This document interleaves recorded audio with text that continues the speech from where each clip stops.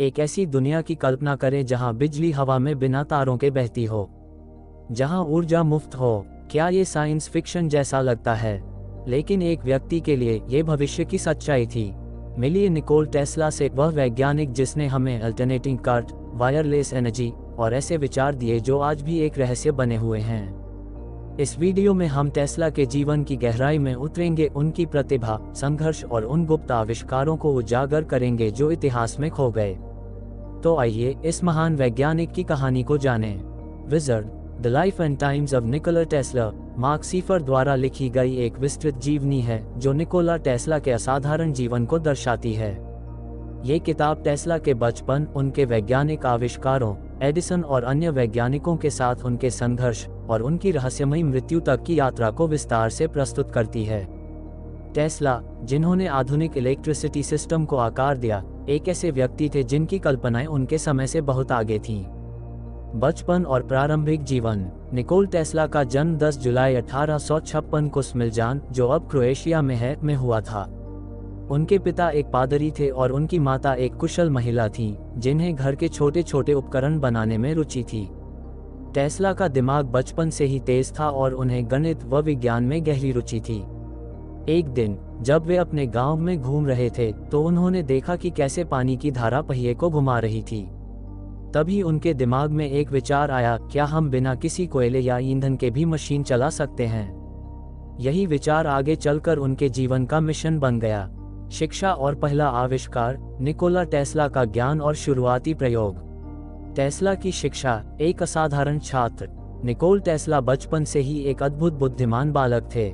उनके पिता एक पादरी थे और चाहते थे कि टेस्ला भी धर्म का अध्ययन करें, लेकिन उनकी मां ने देखा कि टेस्ला की रुचि मशीनों और विज्ञान में अधिक है। टेस्ला ने अपनी प्रारंभिक शिक्षा क्रोएशिया में प्राप्त की। उन्हें गणित, भौतिकी और इंजीनियरिंग में गहरी रुचि थी।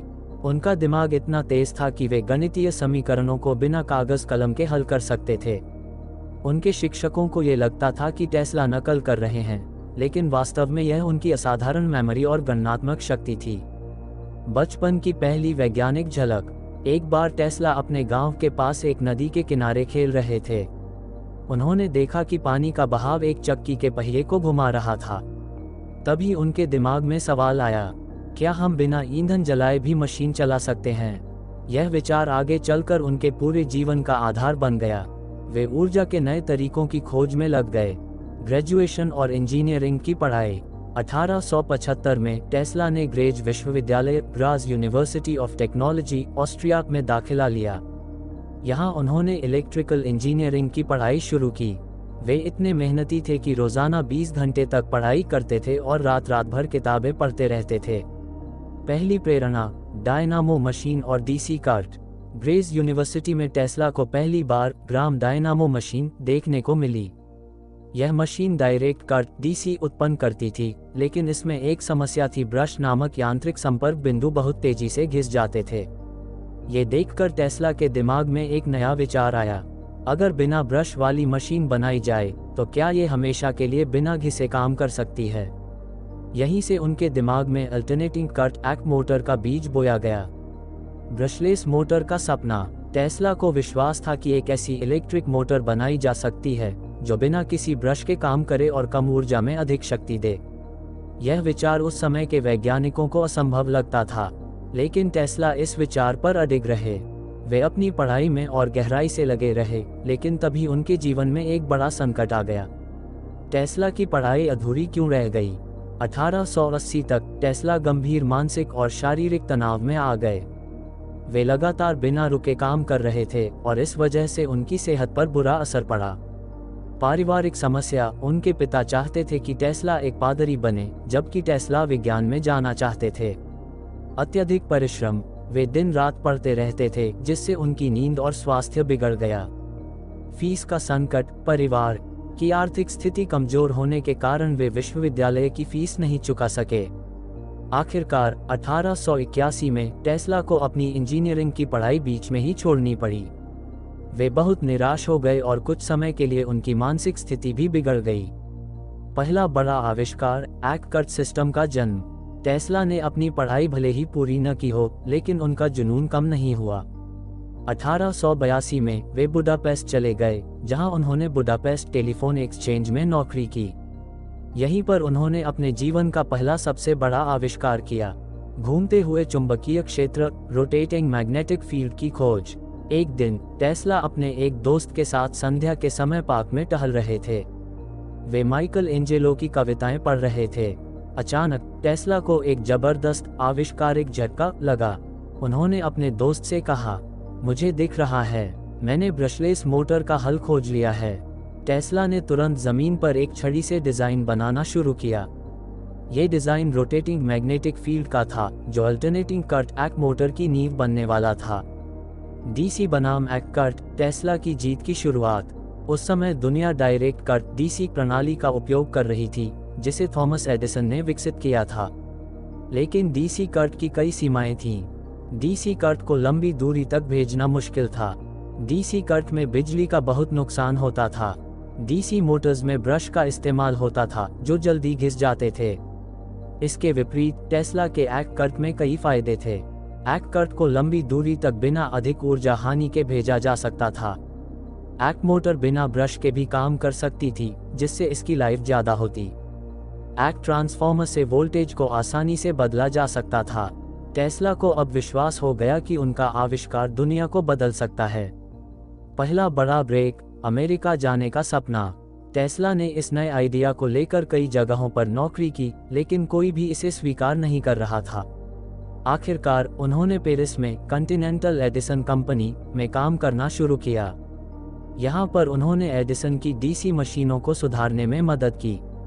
1884 में टेस्ला ने फैसला किया कि अगर उन्हें अपने सपनों को सच करना है, तो उन्हें अमेरिका जाना होगा और खुद थॉमस एडिसन से मिलना होगा।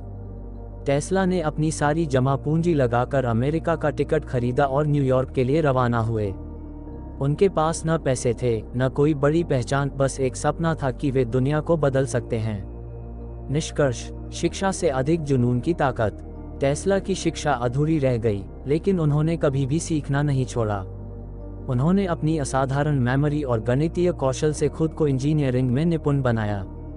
उनकी रोटेटिंग मैग्नेटिक फील्ड की खोज ने आधुनिक इलेक्ट्रिसिटी सिस्टम की नींव रखी। बिना किसी डिग्री के भी उन्होंने विज्ञान की दुनिया में सबसे क्रांतिकारी बदलाव लाए। यही कारण है कि टेस्ला का जीवन हमें सिखाता है कि डिग्री से ज़्यादा महत्वपूर्ण आपकी सोच, लगन और मेहनत होती है। उनका सफ़र अभी शुरू ही हुआ था। आगे चलकर उन्हें थॉमस एडिसन से भिड़ना था, एसी करंट को दुनिया तक पहुंचाना था और कई रहस्यमयी खोजें करनी थीं। आगे की कहानी, अमेरिका में एडिसन के साथ टेस्ला का टकराव, करंट वॉर और एक्ट करंट की जीत। रॉकेट, अमेरिका की ओर यात्रा और एडिसन के साथ संघर्ष। 1884 में टेस्ला अमेरिका चले गए और थॉमस एडिसन के साथ काम करने लगे। एडिसन बिजली के क्षेत्र में एक बड़ा नाम थे और उन्होंने डीसी करंट को पूरे अमेरिका में फैलाने का काम किया था। टेस्ला ने एडिसन के लिए कई इलेक्ट्रिकल इम्प्रूवमेंट किए, लेकिन जब उन्होंने अपने काम के लिए इनाम मांगा, तो एडिसन ने उन्हें धोखा दिया और पैसे देने से मना कर दिया। इससे नाराज होकर टेस्ला ने एडिसन की नौकरी छोड़ दी और खुद की कंपनी बनाने का फैसला किया। यहीं से शुरू हुआ करंट वॉर, एडिसन का डीसी करंट बनाम टेस्ला का एक्ट करंट। करंट वॉर और टेस्ला का विजय। एडिसन ने एक्ट करंट को बदनाम करने के लिए कई नकारात्मक प्रचार किए। उन्होंने ये साबित करने की कोशिश की कि एक्ट करंट खतरनाक है, लेकिन टेस्ला और उनके समर्थक जॉर्ज वेस्टिंगहाउस ने एक्ट करंट की ताकत को साबित करने के लिए बड़े स्तर पर प्रदर्शन किए। सबसे बड़ा मोड़ तब आया जब 1893 में शिकागो वर्ल्ड फेयर को रोशन करने के लिए एक्ट करंट का उपयोग किया गया। ये टेस्ला की सबसे बड़ी जीत थी और इसके बाद अमेरिका में एक्ट करंट का व्यापक रूप से उपयोग शुरू हो गया। टेस्ला कॉइल और वायरलेस एनर्जी। टेस्ला ने टेस्ला कॉइल का आविष्कार किया, जो रेडियो वेव्स और वायरलेस इलेक्ट्रिसिटी के क्षेत्र में एक क्रांतिकारी खोज थी। टेस्ला का मानना था कि बिना तारों के पूरी दुनिया को बिजली पहुंचाई जा सकती है। उन्होंने वार्डेनक्लिफ टावर नामक एक बड़ा प्रोजेक्ट भी शुरू किया, जिससे वे पूरी पृथ्वी को वायरलेस बिजली से जोड़ना चाहते थे।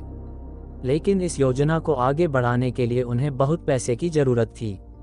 जेपी मॉर्गन, जो उनके मुख्य इन्वेस्टर थे, ने जब सुना कि यह बिजली मुफ्त होगी, तो उन्होंने फंडिंग रोक दी, क्योंकि इससे उनका बिजनेस खत्म हो सकता था। टेस्ला की गुप्त खोजें और सरकारी हस्तक्षेप। टेस्ला का दिमाग हमेशा नए नए आविष्कारों में लगा रहता था। उन्होंने कई ऐसे प्रयोग किए जिन्हें आज भी रहस्य माना जाता है, जैसे डेथ रे, मौत की किरणें। टेस्ला का दावा था कि उन्होंने एक ऐसी किरण विकसित की है जो दुश्मन के विमानों और टैंकों को नष्ट कर सकती है। वायरलेस एनर्जी ट्रांसमिशन, उनका मानना था कि पूरी पृथ्वी को एक विशाल बैटरी की तरह इस्तेमाल किया जा सकता है। भूकंप मशीन, टेस्ला ने एक ऐसा यंत्र विकसित किया था जो कंपन उत्पन्न कर सकता था, जिससे इमारतें गिर सकती थीं। टेस्ला की इन खोजों से सरकार चिंतित हो गई और उनकी कई प्रयोगशालाओं को बंद कर दिया गया। उनके मरने के बाद FBI ने उनकी सभी नोट्स और दस्तावेज जब्त कर लिए, जिससे उनकी कई खोजें आज भी गुप्त बनी हुई हैं। अंतिम दिन और दुखद अंत, टेस्ला का जीवन उनके अंतिम वर्षों में बेहद कठिन हो गया। वे आर्थिक रूप से कमजोर हो गए और अकेले न्यूयॉर्क के एक होटल में रहने लगे। वे अपनी खोजों में इतने डूबे रहते कि वे बाहरी दुनिया से कट चुके थे। 7 जनवरी 1943 को टेस्ला का निधन हो गया। जब उनकी मृत्यु हुई तब वे लगभग भुला दिए गए थे, लेकिन समय के साथ उनके योगदान को पहचाना जाने लगा और आज उन्हें भविष्य का वैज्ञानिक कहा जाता है। निष्कर्ष, निकोला टेस्ला की विरासत। निकोल टेस्ला ने विज्ञान और प्रौद्योगिकी को एक नई दिशा दी। उनके विचार और आविष्कार इतने उन्नत थे कि वे अपने समय से 100 साल आगे थे। एक्कर्ट, जो आज दुनिया भर में उपयोग होता है। रेडियो वेव्स का उपयोग, जिसने वायरलेस कम्युनिकेशन की नींव रखी। रिमोट कंट्रोल, रोबोटिक्स और वैकल्पिक ऊर्जा स्रोत, जो आज की आधुनिक दुनिया का हिस्सा हैं। आज टेस्ला की याद में टेस्ला मोटर्स नामक इलेक्ट्रिक कार कंपनी बनाई गई है, जो उनके नाम को जीवित रखे हुए है।